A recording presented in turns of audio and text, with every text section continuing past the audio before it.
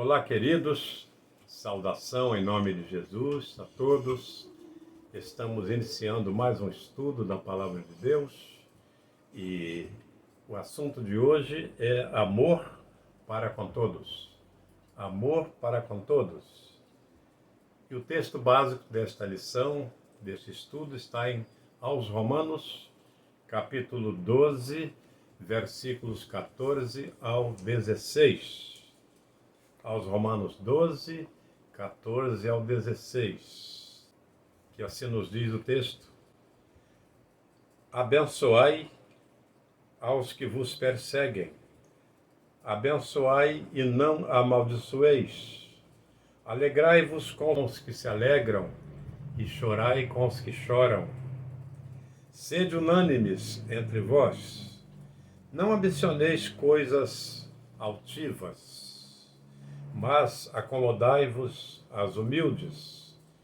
Não sejais sábios em vós mesmos. Não sejais sábios em vós mesmos.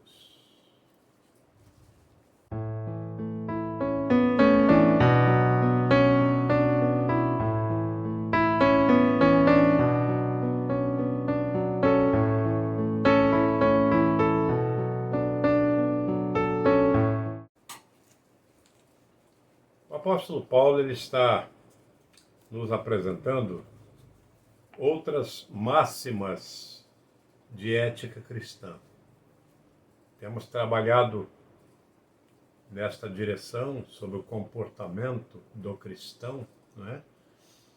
E neste texto o apóstolo Paulo nos apresenta algumas outras máximas, não é?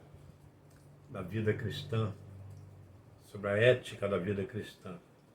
E nesta lista que acabamos de ler, lista de preceitos morais, né? Paulo pode ter mais em mente pessoas não cristãs também. Não apenas crentes, mas não cristãos também. Alguns, por certo, se relacionam definidamente com os de fora da comunidade da igreja.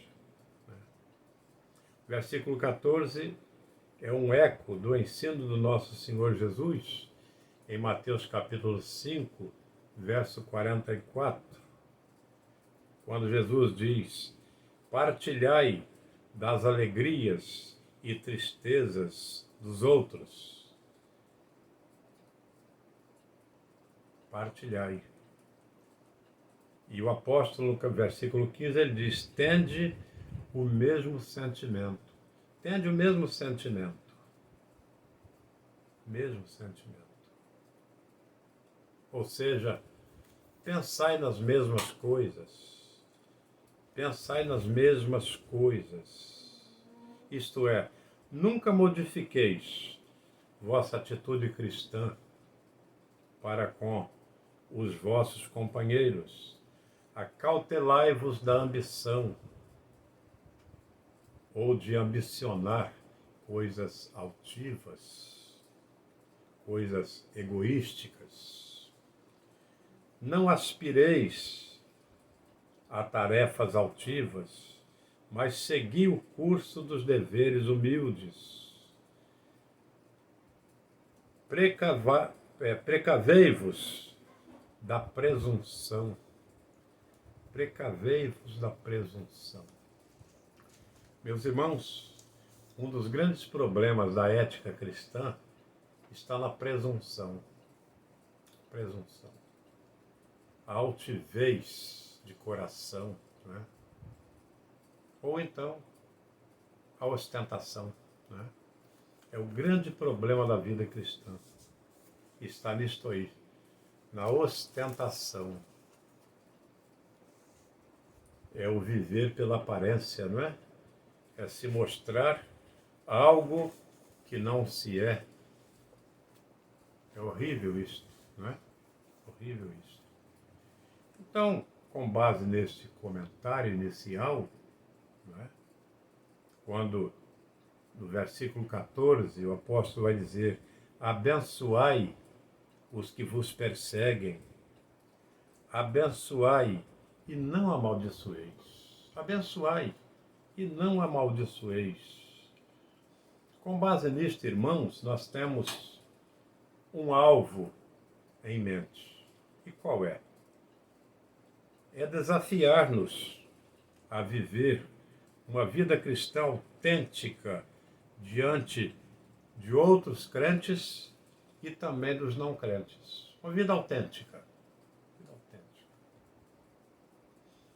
Uma vida realista, né? Para os que são de dentro e para os que são de fora também. Para os que são de fora também. Então, amados, o apóstolo Paulo ele vem descrevendo com muita coerência, não é? A ética do comportamento cristão.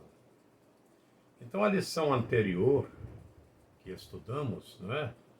Ela enfatiza o amor no seio da comunidade cristã.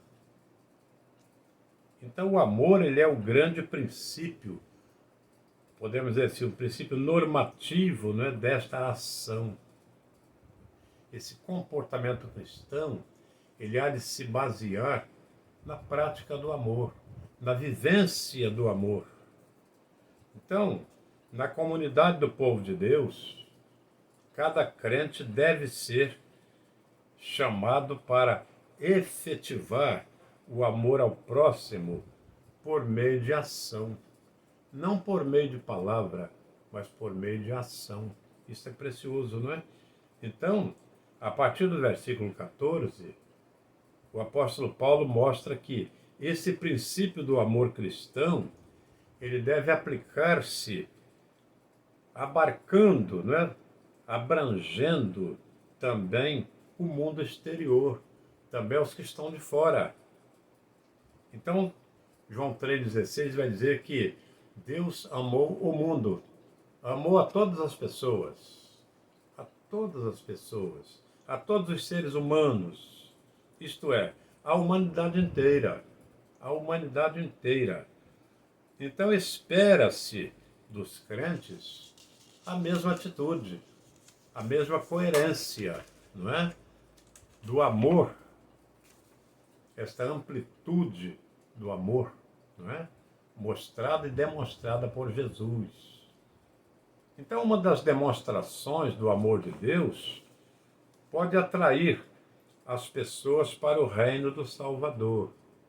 Esse amor de Deus, vivenciado pelos seus filhos, há de atrair as multidões para o reino de Jesus, né? O reino de Cristo. Então, quando ainda, o apóstolo vai falar que quando ainda estávamos sem força, estávamos fracos, Cristo morreu a seu tempo pelos ímpios. Quando o apóstolo Paulo está falando fracos ou sem força, ele está falando em termos espirituais, não é? Quando não tínhamos nenhum vigor, porque estávamos dominados pelo pecado. Cristo morreu por nós. Cristo morreu por nós, os ímpios. E Deus, então, ele recomendou o seu amor para conosco exatamente quando ainda éramos pecadores, fracos, não é? Pecadores. E isso foi demonstrado pelo fato de Cristo haver morrido por tais pecadores, haver morrido por nós, aos Romanos 5, 6 a 8, ter morrido por nós. Então, nisso, nós percebemos o princípio divino do amor em operação, o amor em ação, o amor em prática, que se baseia em si mesmo e não no objeto amado, né? Então, o amor, ele se baseia na pessoa que ama e não naquele que é amado, né? Isso é precioso, é maravilhoso isto, né? Então, o amor, ele é um princípio fixo da natureza divina, natureza de Deus. O amor faz parte dele. Jesus vai ser bem claro ao dizer que Deus é amor. Deus é amor, né? E não é algum benefício que opera somente em favor dos objetos, né, que lhes são agradáveis. Não. Deus ele achou por bem amar. Amar. E assim amou o mundo. Amou o mundo. Quando o mundo estava terrivelmente mergulhado no pecado, sem qualquer condição ou esperança de salvação. Deus amou o mundo desta maneira. Então, o amor de Deus, entretanto, meus irmãos, é um poder transformador que pode, então, modificar completamente o objeto amado. O amor de Deus tem um poder transformador de modificar a você e eu, modificar o homem, por mais pecador, por mais errado que seja. O amor de Deus é capaz de modificá-lo, de transformar este coração, não é? É precioso isto aí, não é? É o que afirma o pensador Chaplin. Chaplin, ele afirma isto, não é? Precioso este amor incondicional de Deus. Vejamos, irmãos, o que é a sombra do amor de Deus. Como podemos investir nas outras pessoas e em nós mesmos. O grande investimento do amor pode ser em nós mesmos, como pode ser no próximo, não é?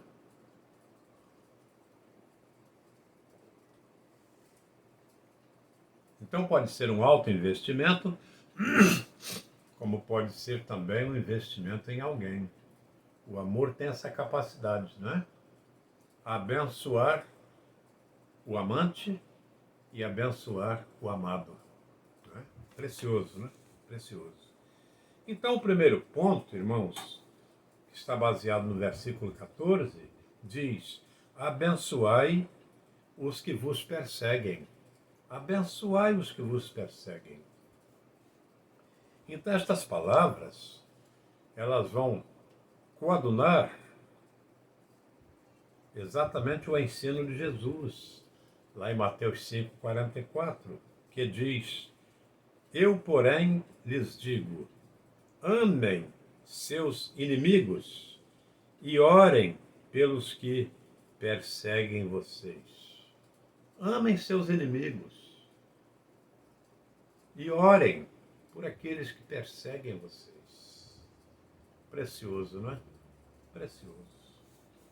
Meus amados, então se a esperança, se ela cria largueza de coração para com os perseguidos, né, também cria a capacidade de amar e de bendizer os próprios perseguidores.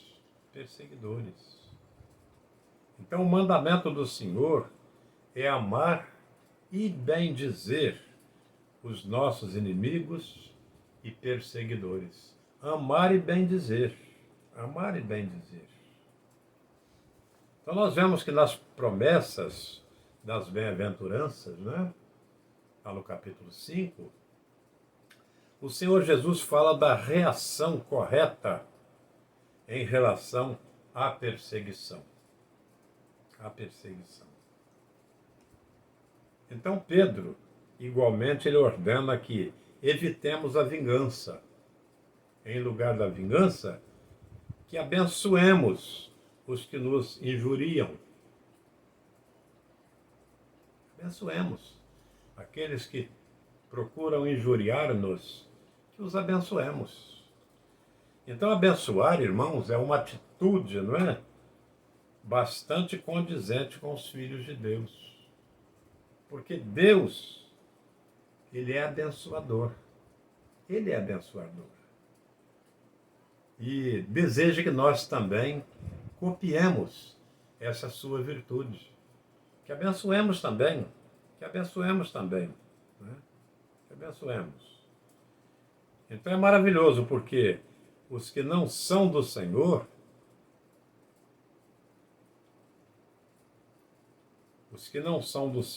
têm facilidade não de abençoar, mas de maldizer as outras pessoas. Os que não têm esse amor de Deus no coração, eles são capazes de amaldiçoar, mas não de bendizer. Não. Não de abençoar, mas de amaldiçoar. E nosso segundo ponto vai nos falar: alegrai-vos com os que se alegram, chorai com os que choram.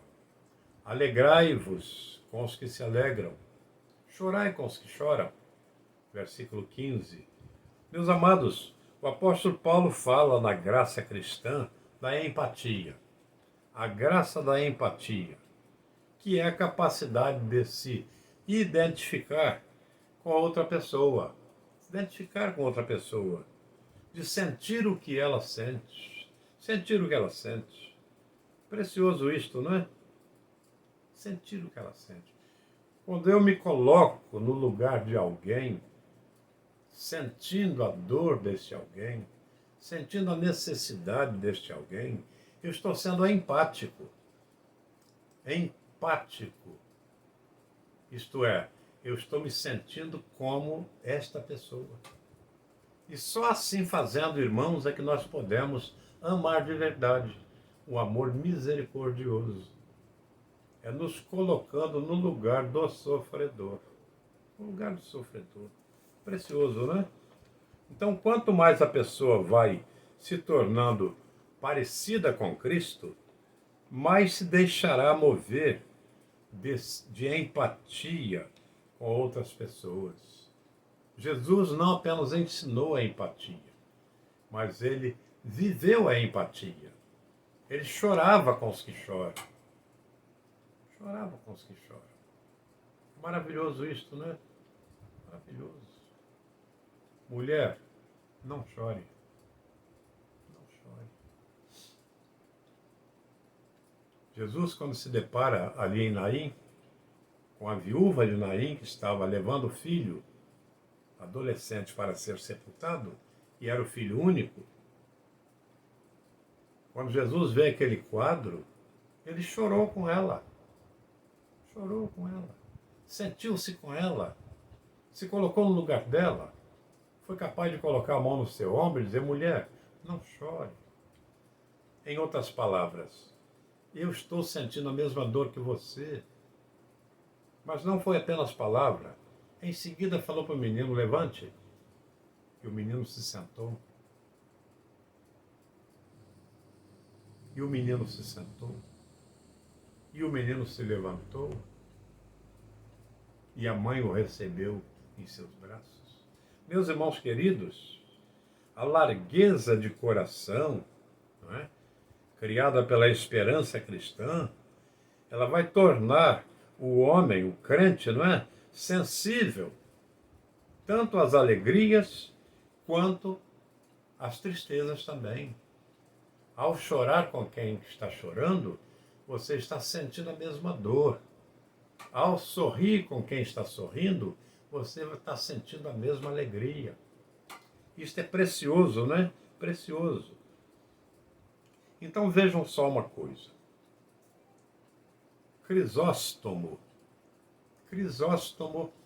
era um arcebispo de Constantinopla. Ele viveu no século IV depois de Cristo. Então, ele comenta que é mais difícil chorar com os que choram, né? Com quem chora, do que se alegrar com quem se alegra. É mais difícil você chorar com quem está chorando do que sorrir com quem está sorrindo. É mais difícil. Então ele diz o seguinte: porque é comum a natureza humana chorar pelos que sofrem. É comovente, comove. Só um coração muito empedernido, desnaturado, para não se condoer com o sofrimento alheio. É impossível, né? Contudo, Ao sorrir com quem sorrir, diz ele, podemos cair no pecado da inveja. Olha só, podemos cair no pecado da inveja ao vermos uma pessoa obtendo sucesso, ao vermos uma pessoa alcançando sucesso, sendo bem-sucedida. E é verdade, é verdade. Quando eu choro com quem está chorando, eu estou, na verdade, apenas com um sentimento de piedade. Ou quem sabe, de simpatia para com aquela pessoa. Né? Mas quando alguém está muito alegre porque teve uma vitória estupenda, eu tenho dificuldade, porque eu fico talvez com inveja daquela pessoa. Ou como diz na gíria, com dor de cotovelo. Quando, na verdade, a vida cristã é uma vida de bênção. Eu sou abençoado, quero que você seja abençoado, e quanto mais bênção, mais gratidão a Deus. Esta é, né, a fórmula de vida para o cristão autêntico. Para um cristão autêntico. Então, meus amados, no entanto, quem ama ficará sempre feliz com a alegria da pessoa amada. Sempre feliz. O meu amigo, quando alcança uma vitória, aquela vitória é minha também. É minha também. Quando o meu amigo está numa desdita, está num fracasso, aquele fracasso é meu também. Eu vou procurar abraçá-lo, apoiá-lo naquilo que eu puder. Não é? Esta é a atitude de um amigo verdadeiro. Então, amados, devemos nos esforçar por possuir, então, a mente compassiva e cheia de empatia. Isto é um exercício, não é? Exercício. E que os nossos corações não se deixem tocar pela aflição alheia. Aos Gálatas 6, 2, o apóstolo Paulo recomenda dizendo: levai as cargas uns dos outros. Levai as cargas uns dos outros. Isso é empatia. É eu ajudar a carregar o seu peso, sua carga, o seu fardo. Isso é empatia. Empatia. Depois ele vai reiterar em aos Romanos 12, 15, que é o texto que lemos, chorai com os que choram. Isto é empatia. Isto é empatia. Né? Isto é empatia. Então, amados, unidade é o compartilhar incondicional de nossa vida com os outros membros do corpo de Cristo. Né? Unidade. Quando é que há unidade na igreja? Quando é que há? Quando é que há? Quando nós compartilhamos de nossa vida com os nossos irmãos. Quando dividimos com os nossos irmãos as bênçãos que temos recebido. Quando choramos com os nossos irmãos. Quando sorrimos com os nossos irmãos. Isto é unidade. Isto é unidade. Meus amados, a harmonia entre nós, né, ela é produzida pela operação amorosa do Espírito Santo. O Espírito Santo é que produz esta harmonia, esta unidade, não é? A qual produz todo o seu fruto em nós. Todo o seu fruto. É pelo Espírito Santo. Ele é o Espírito da concórdia. Da concórdia. Da concórdia. Onde o Espírito está, há liberdade. Há liberdade. Diz a palavra de Deus. Né? O quarto ponto nos fala: condescendei com o que é humilde. Condescender, não é? É consentir. Consentir é consentir, é concordar, Isso é condescender, concordar, é anuir, anuir. Ou seja, é estar de acordo, né? Com o que é humilde, com o que é humilde. Então, irmãos, cada crente deve identificar-se com os demais, deve identificar-se. Então não pode haver distinção que promova, então, a divisão no corpo de Cristo.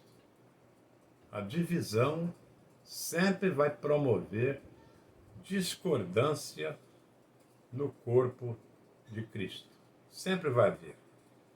Então, é bom que nos lembremos de que os romanos, né, para quem primeiramente foi endereçada esta epístola, esta carta, tinham escravos. Tinham escravos. Tinham escravos. E eu fico pensando, né? Como deve ter sido difícil para alguns indivíduos, né? Cristãos, destacados, né? Misturarem e tratarem como iguais aos seus escravos. A epístola de Filemão, né, vai falar sobre um escravo que Filemão tinha, que era o Onésimo. Então, esse escravo um dia fugiu e foi para Roma. Paulo estava em Roma. Então, Paulo o recebeu, ficou com ele. Onésimo se converteu, e agora é uma nova criatura. Então Paulo vai fazer uma carta para Filemão, que era um cristão, e vai pedir a Filemão que receba Onésimo. Receba Onésimo. Mas não como escravo. Receba como um igual. Receba como um cristão, como um servo de Deus.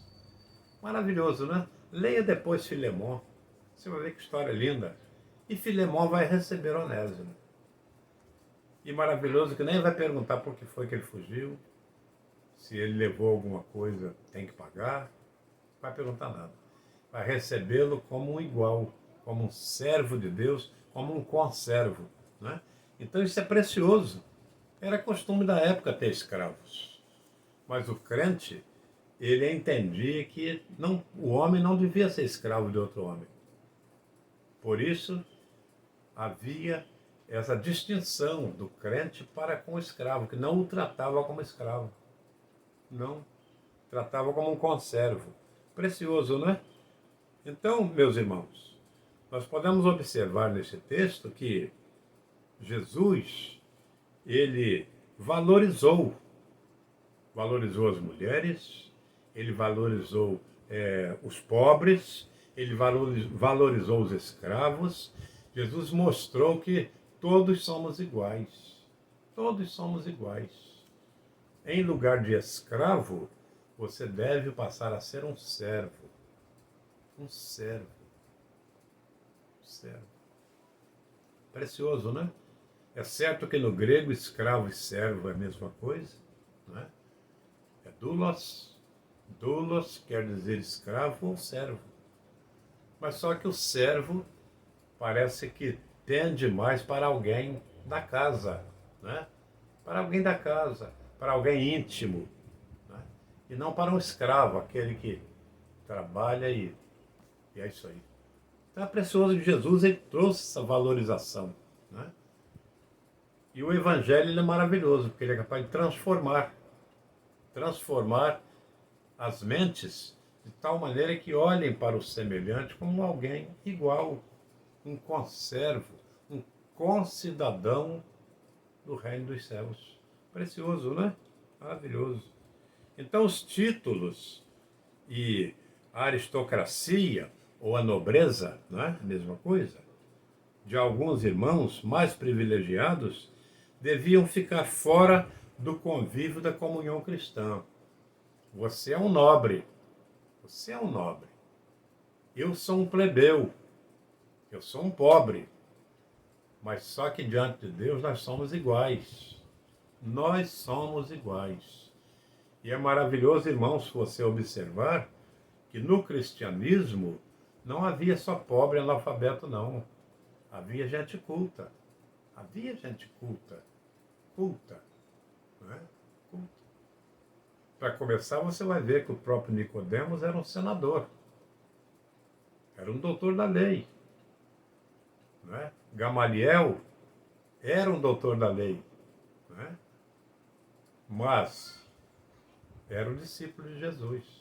Discípulo de Jesus. Você vai ver que o próprio Zaqueu era muito rico, mas quando recebe a Jesus, ele quer soltar, quer abrir mão de toda a sua riqueza, por amor a Jesus. Ele quer ser o igual. E por aí vai, não é? E por aí vai. O Evangelho é capaz de transformar mentes e corações. Só o Evangelho é capaz disto, não é? Então, meus amados irmãos, o crente ele deve se deixar atrair também, não é? Por pessoas de menor influência na igreja, menor influência, não é? Na igreja não tem lugar para anel e nem para diploma. Isso aí, pode usar o anel, você faz jus, você estudou, né? Então é um direito que você tem, pode usar à vontade, não como ostentação, né?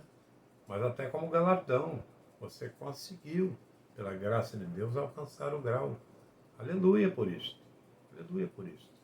Agora, a nossa cultura, os nossos diplomas, isso não deve nos levar à condição de altivez no rebanho do Senhor. Não. Nós devemos nos considerar iguais. Até porque na casa de Deus, todos somos dependentes uns dos outros. Senão o trabalho não anda. A obra não se realiza, né? O pastor não fará nada sem o zelador. Não fará nada sem o zelador. O pastor não fará nada sem o introdutor. Aquele que fica na porta recebendo, dando os cumprimentos e dando as boas-vindas. Então, não que ele seja analfabeto, mas é um posto que não depende de cultura. Mas ele é tão importante quanto aqueles que estão no altar. Um sem o outro não funciona. Por isso, irmãos queridos, nós precisamos conviver e bem, tanto com os que são abastados, quanto os que são menos abastados. Tanto os que têm grande cultura, quanto aqueles que são semi-analfabetos, ou mesmo analfabetos. Né? Maravilhoso isto. Então, meus queridos, os títulos de nobreza, né, não devem causar para nós empecilho de convivência, empecilho de comunhão, empecilho de unidade. Não, de jeito nenhum. Então o versículo 16 fala: não sejais sábios aos vossos próprios olhos. Não sejais sábios aos vossos próprios olhos. Meus irmãos, o apóstolo São Paulo, ele orienta que o amor cristão, ele elimina o orgulho e a presunção. Elimina o orgulho e a presunção. Então, o nosso modelo, por excelência, é o Senhor Jesus. É o Senhor Jesus, que se humilhou antes que fosse exaltado. Ele se humilhou. Ele não foi humilhado por ninguém. Ele se humilhou a si mesmo. Ele se humilhou a si mesmo. Então, o próprio Jesus, ele foi capaz de dizer para você e eu: aprendei de mim, porque sou manso e humilde de coração. Aprendei de mim, meu amado irmão. Quanto eu preciso aprender com Jesus? O quanto eu preciso aprender de Jesus? Quanto eu preciso? Ainda há nesse coração vaidade, presunção. Ainda há nesse coração. E eu preciso me esvaziar disto, se eu quiser ser parecido com Jesus. Aqueles que usam de presunção, de vaidade, de orgulho, prepotência, meu amado irmão, ainda não é um bom discípulo de Jesus. O bom discípulo de Jesus é aquele que se esvazia de si mesmo. Eu não preciso dizer para você que eu sou humilde. Em dizendo assim, eu já estou indicando que eu não sou humilde. Eu já estou dizendo que não sou humilde. Porque a humildade deve ser reconhecida não pelo humilde, mas por aqueles que o veem. Alguém me vê como humilde? Ah, vê. Então realmente eu sou humilde. Eu estou parecido com Cristo. Agora, se ninguém me vê como humilde, só eu que digo que sou, meu amado, tem coisa errada. Tem coisa errada. Eu preciso fazer uma autoanálise, uma reavaliação da minha humildade. O meu conceito de humildade não está autêntico, não está coerente com o que Jesus falou. Aprendei de mim. Eu preciso, então, aprender muito deste Jesus maravilhoso. Meus irmãos, é um perigo, então, para o cristão começar a se comparar com os seus irmãos e julgar-se melhor, né? Julgar-se melhor. Toda vez que eu me comparo com o irmão e eu me julgo melhor, é porque, na verdade, eu ainda sou pior. Eu ainda sou pior. O dia que eu não me comparar com o irmão, eu estou melhorando. Eu estarei melhorando. Eu não estou me comparando com o irmão. Estou me comparando com aquele que disse: aprendei de mim. E é com Jesus que nós precisamos aprender sobre a humildade. É com Jesus. Não é olhando para o irmão, eu estou melhorando, estou quase igual àquele irmão. Quase igual. Ah, eu estou muito bom? Eu estou melhor do que aquele irmão. Meu irmão, alguma coisa faltante está na minha vida. Eu preciso me espelhar em Jesus. Porque Ele é quem é o modelo para o comportamento cristão. É Jesus. Então o cristão ele não deve se ensoberbecer, pois Cristo ele convoca para amar e o amor não se ensoberbece. Diz o apóstolo Paulo na primeira epístola aos Coríntios, capítulo 13. O amor não se ensoberbece. Pelo contrário, se há algum motivo para se gloriar, é no Senhor. É no Senhor. O apóstolo Paulo fala em Gálatas 6,14, ele diz exatamente isto, que o motivo para a glória deve ser a cruz de Cristo. A cruz de Cristo. A cruz de Cristo. A cruz de Cristo. Meus amados, concluindo esse estudo de hoje, admoestações à unidade, humildade e compreensão compassiva e a advertência, né, contra o orgulho, não estão fora do propósito quando se fala da tribulação presente, da esperança que triunfa sobre a tribulação. Não, não está. As palavras de Paulo à igreja de Filipos, lá no capítulo 1, né, que experimentava aflições, aquela igreja experimentava aflições, demonstram isso aí.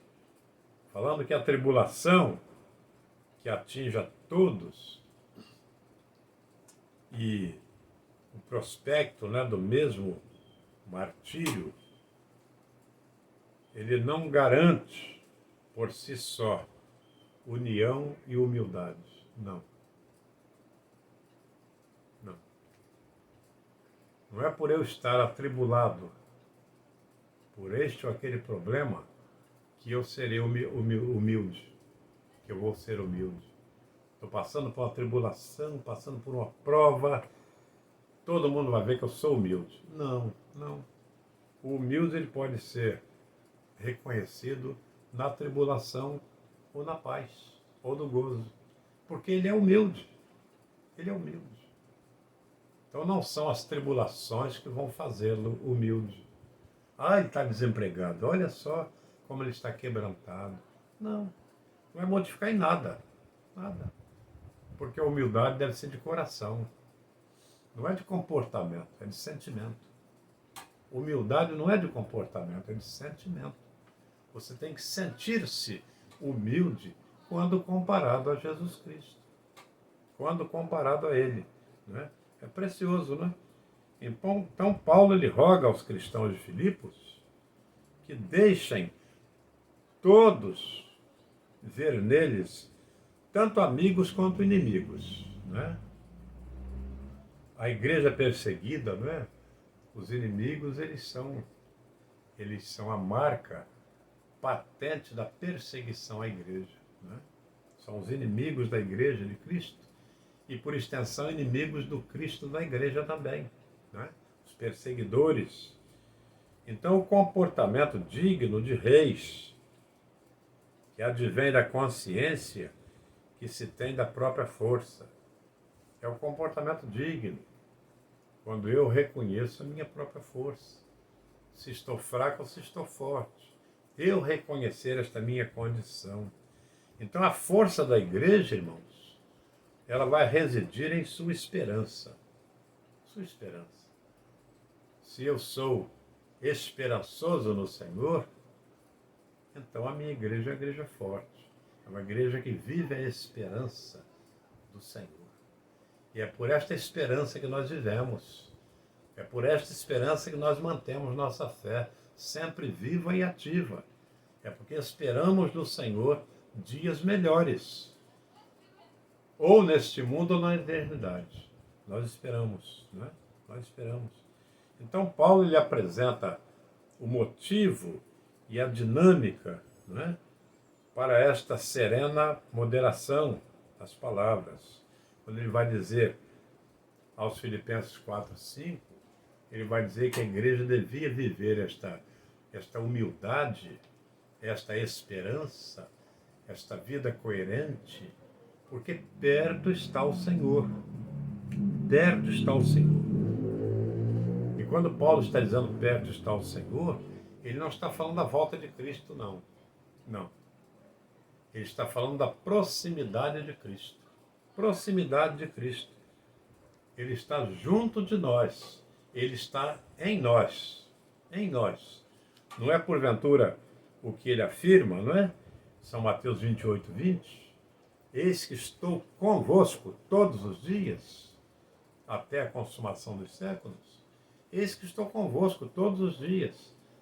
Essa deve ser a marca patente, não é, do cristão que vive a esperança, que vive a humildade, que vive a unidade, sabendo que perto está o Senhor.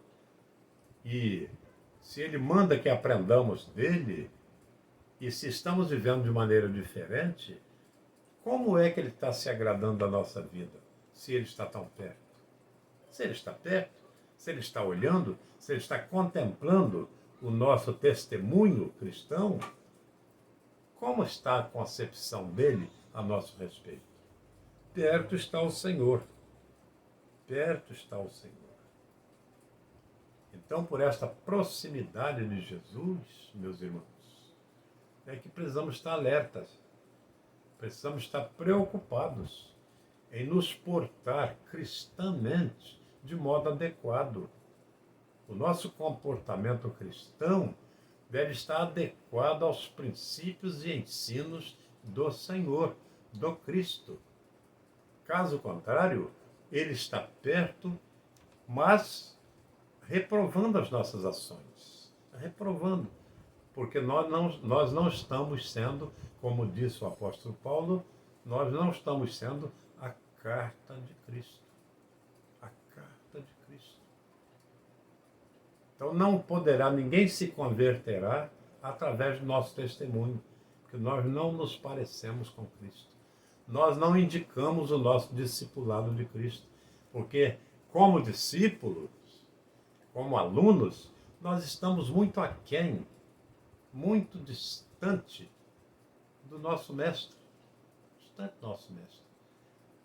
E como palavra final, meu irmão, atentemos para isto, de que o discípulo, o aluno, é aquele que se parece com o seu mestre. O discípulo é aquele que se parece com o seu mestre.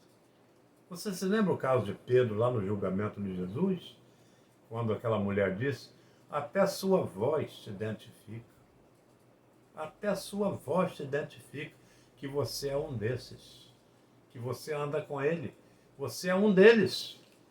Meu amado, que Deus nos abençoe de tal modo que possamos ser confundidos com o próprio Cristo. Confundidos com o próprio Cristo.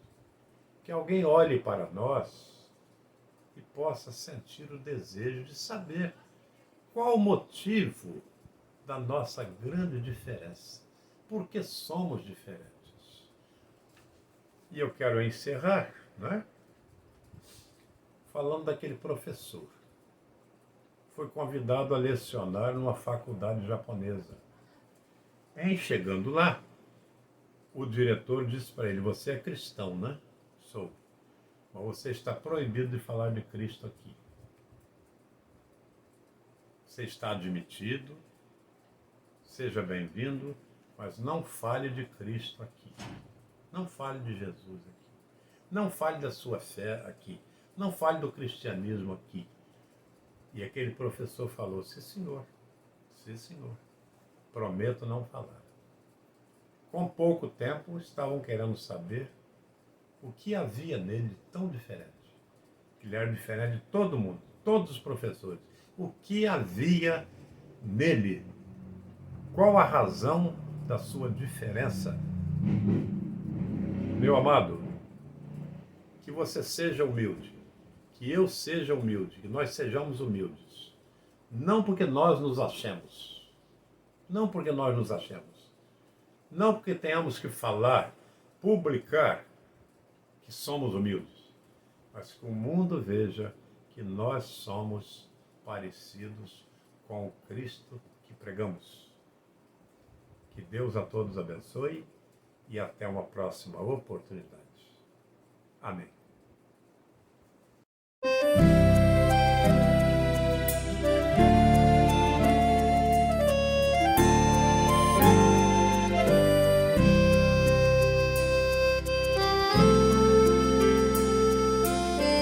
Eu quero amar mais e mais,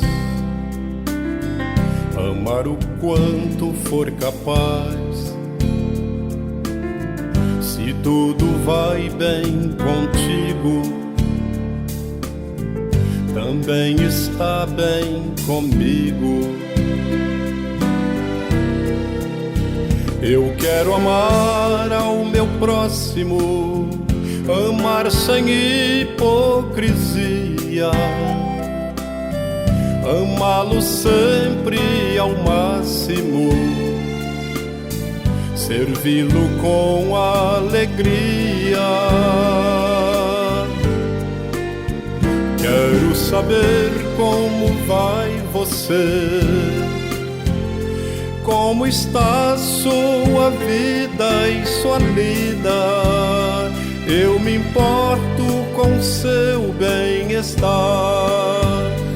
e aonde você quer chegar.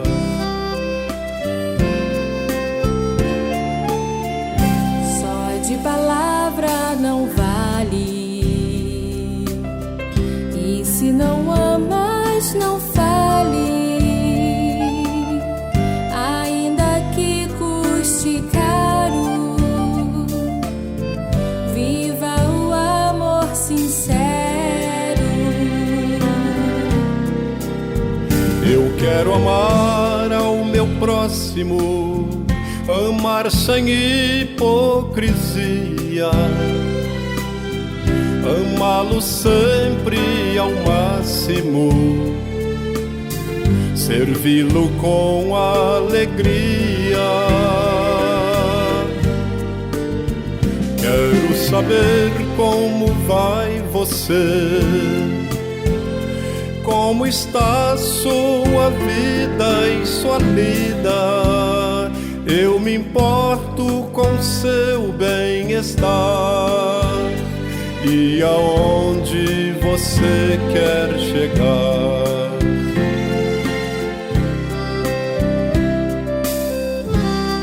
Certo homem perguntou a Jesus: Mestre, qual é o grande mandamento da lei? Jesus lhe respondeu: Amarás o Senhor teu Deus de todo o teu coração, de toda a tua alma e de todo o teu entendimento.